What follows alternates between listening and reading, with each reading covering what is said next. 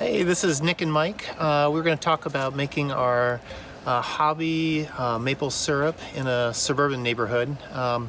We're working with gravity-fed buckets. These sugar maple trees were put up in this neighborhood back in the 60s as part of the development, and so we've got 30 or 40 beautiful sugar maple trees all around our neighborhood sugar bush. We pulled some money together through a GoFundMe website to buy some supplies to make maple syrup. So we're going to give you just a quick tour of how we got things set up and a little bit of what we've learned. So we're working out of the back of the minivan to collect our sap. I'll go around with the kids. We're working with 2-gallon buckets for storage. That's just easy to get in and out of the different yards, easy to work with if things turn to ice. So that's what we've got on these trees, and we're going to take you over to the driveway and show you what we've got set up over here. So for our fuel source, we went to a local garden center. They had some disposable pallets that they were going to have to pay to get rid of.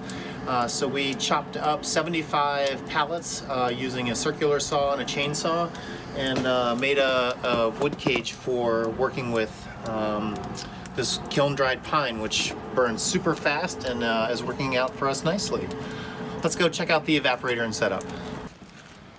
So over here we were managing some frozen buckets, and these buckets froze all the way through. We had a late season freeze, so this wasn't just some shallow ice that we can pull off of our buckets. So we hooked up this turkey fryer with a large pot to break down the ice and some of the sap so that we could cook things efficiently on the evaporator.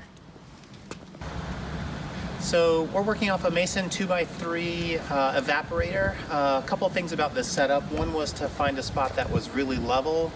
The second thing was to make sure our stack wasn't underneath of any power cords or underneath of any trees, so that we didn't do any damage there.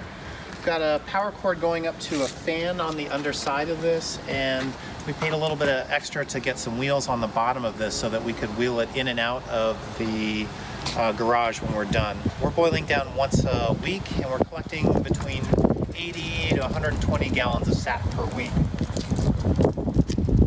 We're drawing off our evaporator using an old TV stand, and the filter is going right off into the top. Right now we're at about 214, 215 on the evaporator, so hopefully we'll have 2 to 3 gallons of sap at the end of the day.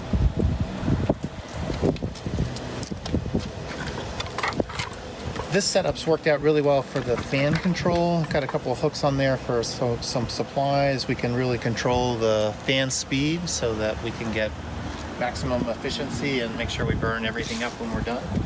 And these are the 2-gallon buckets that we've got for collecting syrup. And again, we've opted for that size because they're easy to lift and we can work with it.